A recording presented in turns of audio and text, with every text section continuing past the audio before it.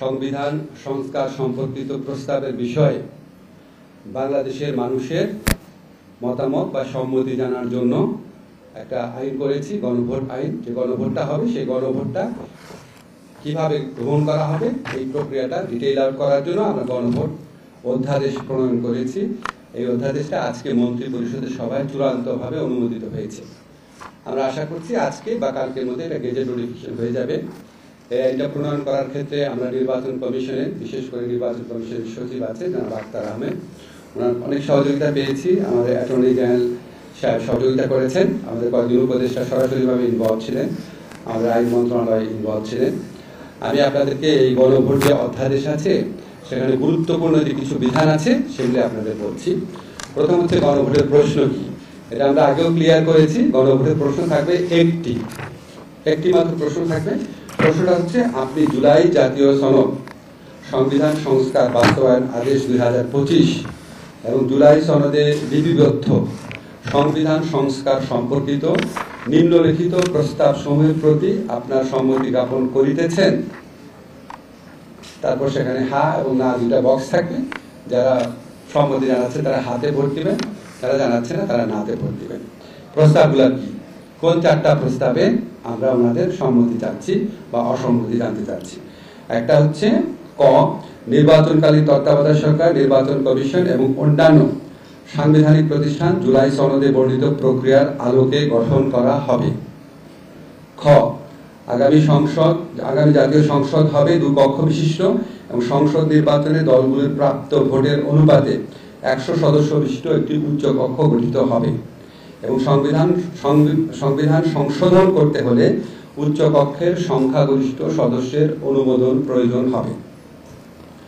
গ, সংসদে নারীর প্রতিনিধি বৃদ্ধি, বিরোধী দল হতে ডেপুটি স্পিকার এবং কয়েকটি সংসদীয় কমিটির সভাপতি নির্বাচন, মৌলিক অধিকার, বিচার বিভাগের স্বাধীনতা, স্থানীয় সরকার, প্রধানমন্ত্রীর মেয়াদ, রাষ্ট্রপতির ক্ষমতা সহ যে 30টি বিষয়ে জুলাই জাতীয় সনদে ঐকমত্য হয়েছে সেসব বাস্তবায়নে আগামী সংসদ নির্বাচনে বিজয়ী রাজনৈতিক দলগুলো বাধ্য থাকবে।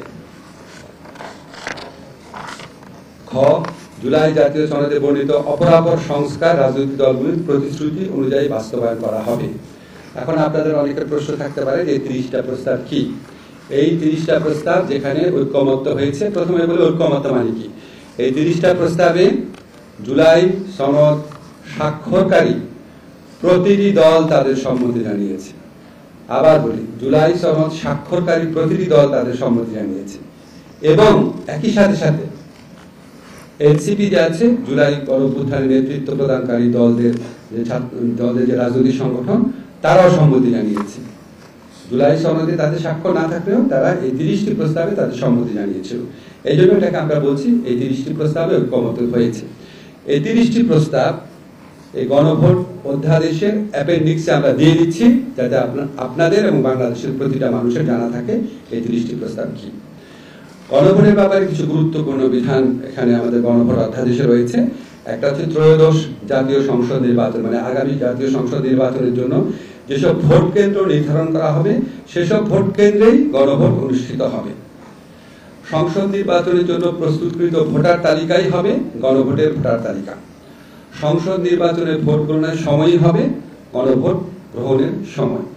গণভোটের ব্যালট জাতীয় সংসদ নির্বাচনের ব্যালট থেকে পৃথক হবে। আমাদের আক্তার ভাই আজকে আমাদের মিটিংয়ে বলেছেন গণভোটের ব্যালটটা হবে ভিন্ন কালারের, যাতে কেউ কনফিউজ না হয়। সংসদ নির্বাচনের জন্য কমিশন কর্তৃক যে সমস্ত সহকারী রিটার্নিং অফিসার, প্রিজাইডিং অফিসার বা পোলিং অফিসার নিয়োগ করা হবে, ওনারাই গণভোটে এই returning officer, polling officer, presiding officer হিসেবে দায়িত্ব পালন করবে। মুলতবি ভোট গ্রহণ, মুলতবি ভোট গ্রহণটা বলা হয়েছে যদি প্রিজাইডিং অফিসারের কোনো কারণে ভোট গ্রহণ বাধাগ্রস্ত হয়, উনি দেখছেন আর ভোট নেওয়া যাচ্ছে না, তখন তিনি ভোট গ্রহণ স্থগিত করতে পারবেন।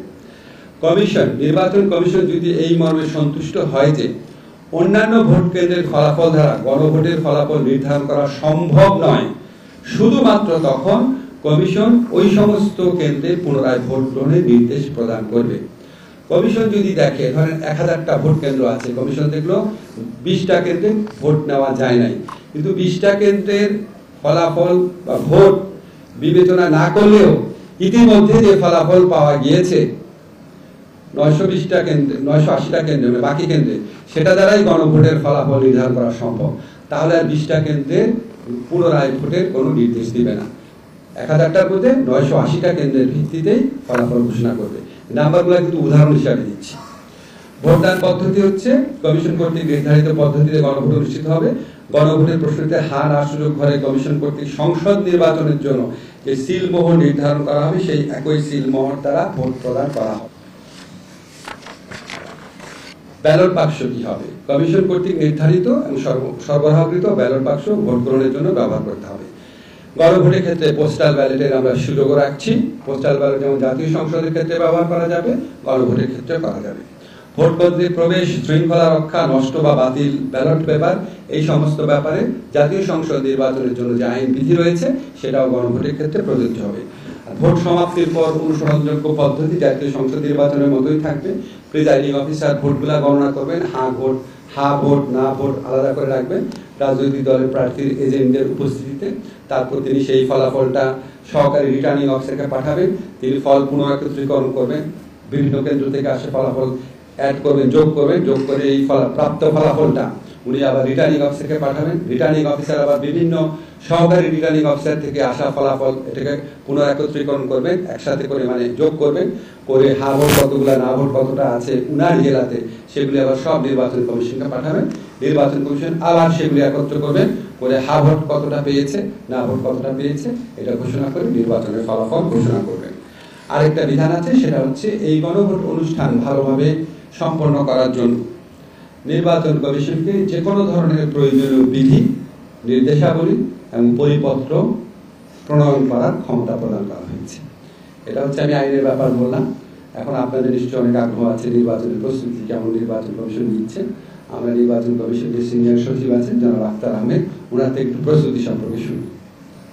নির্বাচনের প্রস্তুতির বিষয়ে বলতে গেলে প্রথমেই আমাকে যেটা বলতে হয় যে আমাদের ভোটার তালিকা, আমরা এখন ভোটার তালিকা আমরা প্রিপেয়ার করছি।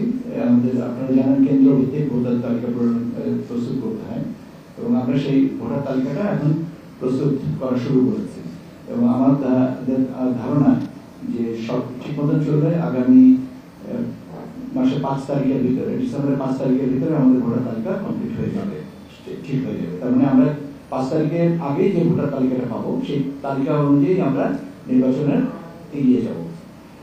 আর অন্যান্য যে দ্রব্য সামগ্রী যেটা আমাদের লাগে, ব্যালট বক্স, লক, সিল, ডালা, আপনার কালি, আঙুলের অমোচনীয় কালি, স্টাম্প প্যাড, এগুলোর পর্যাপ্ত পরিমাণে আমাদের মজুদ এসছে। লাস্ট স্টক যেটা আমরা পেয়েছি সেটাও এখন আমাদের দখলে আছে এবং আমাদের কাছে আছে এবং আমরা এটা ক্রমাগতভাবে আস্তে আস্তে আমরা বিভিন্ন জায়গায় এটা পৌঁছে দেবো, যাতে শেষের দিকে যে চাপটা না পড়ে। আগে থেকে আমরা এটা বিভিন্ন জোনাল, আমাদের 10টা জোনাল অফিস আছে, 10টা জোনাল অফিসের মাধ্যমে আমরা জেলা পর্যায় পর্যন্ত, উপজেলা পর্যায় পর্যন্ত আমরা সরবরাহ করবো, যাতে শেষের দিকে আমাদের জিনিসের চাপটা পড়ে।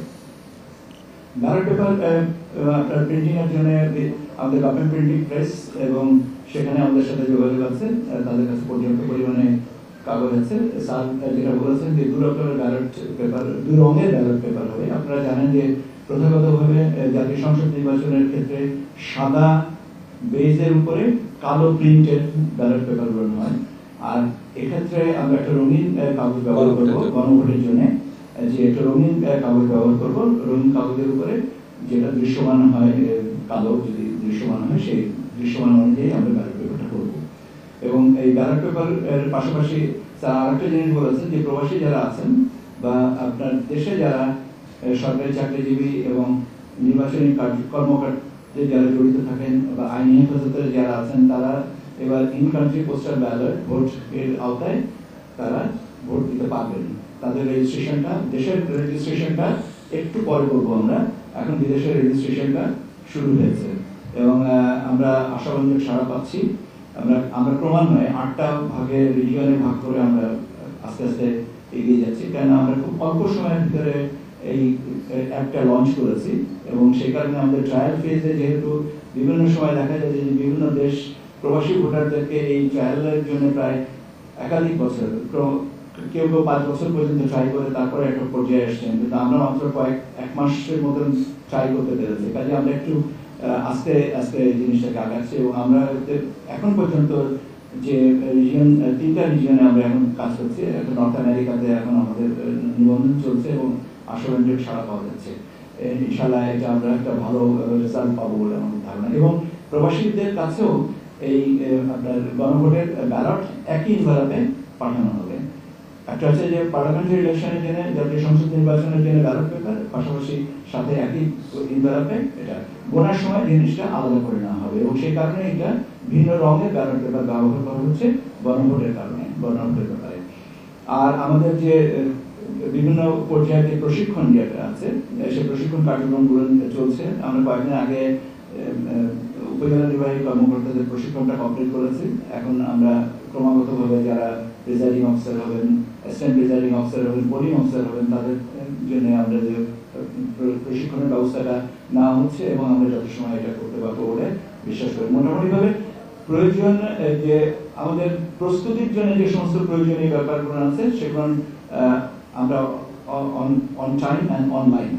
এখন ইমপ্লিমেন্টেশনটা ইনশাআল্লাহ আমরা সময় মতন করতে পারবো, যাতে আমরা ফেব্রুয়ারিতে একটা সুন্দর নির্বাচন উপহার দিতে পারি। স্যার আর কিছু না, জাস্ট আপনাদের দৃষ্টি আকর্ষণ করছি, এবার নির্বাচনে বাংলাদেশের ইতিহাসে প্রথমবারের মতো 2টা জিনিস হবে। একটা হচ্ছে পোস্টাল ব্যালট, বিদেশি যারা আমাদের প্রবাসী ভাই বোনরা আছেন ওনারা ভোট দেওয়ার সুযোগ পাবেন। আর সেকেন্ড হচ্ছে একই দিনে জাতীয় সংসদ নির্বাচন এবং গণভোট অনুষ্ঠিত হচ্ছে। বুঝতেই পারছেন আমাদের জন্য চ্যালেঞ্জটা অনেক বড়।